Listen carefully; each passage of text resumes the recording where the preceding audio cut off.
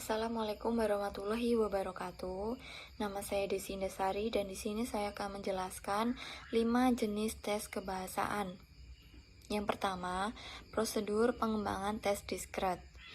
Tes diskret dikembangkan jika peneliti hendak mengukur salah satu kemampuan berbahasa, apakah menyimak, berbicara, membaca, atau menulis, atau bisa juga digunakan untuk mengukur satu aspek kebahasaan saja seperti fonologi, morfologi, sintaksis, atau kosakata. Prosedur pengembangan tes diskret sebagai berikut. Yang pertama, tentukan kemampuan kebahasaan yang akan diteliti. Kemudian yang kedua, tentukan aspek kebahasaan yang akan diteliti. Yang ketiga, kembangkan butir soal yang relevan. Kemudian yang keempat, uji validitas instrumen. Dan kelima, uji reliabilitas instrumen. Prosedur yang kedua adalah prosedur pengembangan tes integratif. Tes integratif ditunjukkan untuk mengukur beberapa kemampuan berbahasa atau beberapa aspek kebahasaan pada satu waktu. Prosedur pengembangan tes integratif sebagai berikut. Yang pertama, sajikan seperangkat kata-kata yang dapat disusun menjadi kalimat bermakna. Yang kedua, sajikan wacana singkat yang dapat ditafsirkan. Kemudian yang ketiga, tentukan saluran wacana, visual atau audio. Kemudian, kembangkan butir soal yang terkait dengan pemahaman wacana yang akan dibaca atau didengar. Kemudian kelima, uji validitas instrumen. Dan yang keenam, uji reliabilitas instrumen. Kemudian yang ketiga, prosedur pengembangan tes pragmatik. Tes pragmatik ditunjukkan untuk menguji keterampilan berbahasa dalam kesesuaiannya dengan konteks komunikatif. Sebab tes pragmatik diyakini lebih bermakna dan mudah ditafsirkan. Prosedurnya yang pertama adalah tentukan teks yang paling relevan untuk didektekan dalam dikte.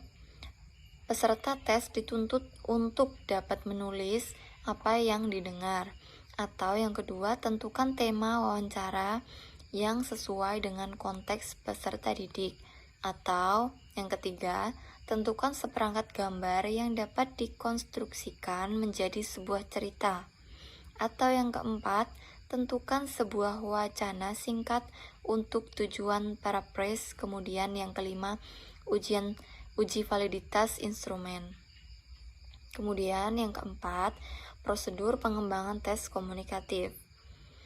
Tes komunikatif dikembangkan atas asumsi bahwa suatu yang diujikan haruslah merupakan sesuatu yang benar-benar terjadi secara wajar dalam konteks tertentu.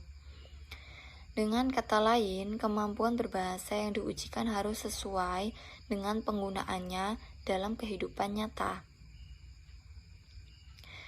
Kemudian prosedurnya yang pertama, tentukan konteks penggunaan bahasa di kehidupan nyata. Yang kedua, tentukan aspek-aspek kebahasaan yang hendak diujikan. Dan yang ketiga, uji validitas instrumen. Yang terakhir, prosedur pengembangan otentik atau authentic assessment. Tes jenis ini dikembangkan atau asumsi bahwa penilaian kinerja peserta didik tidak boleh didasarkan pada hasil atau produk semata. Tes otentik oleh karenanya berorientasi pada proses dan produk. Prosedurnya yang pertama adalah tentukan keterampilan kebahasaan yang hendak dimasukkan ke dalam portofolio. Kemudian tentukan aspek kebahasaan yang akan diukur. Kemudian jika pengukuran akan melibatkan teknik tes, ujian validitas tes atau instrumen tersebut.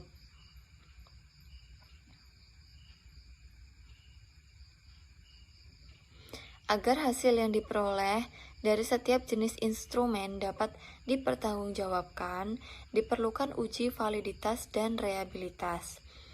Uji validitas merujuk pada apakah sebuah instrumen mengukur apa yang seharusnya diukur. Sekian penjelasan dari saya. Terima kasih dan wassalamualaikum warahmatullahi wabarakatuh.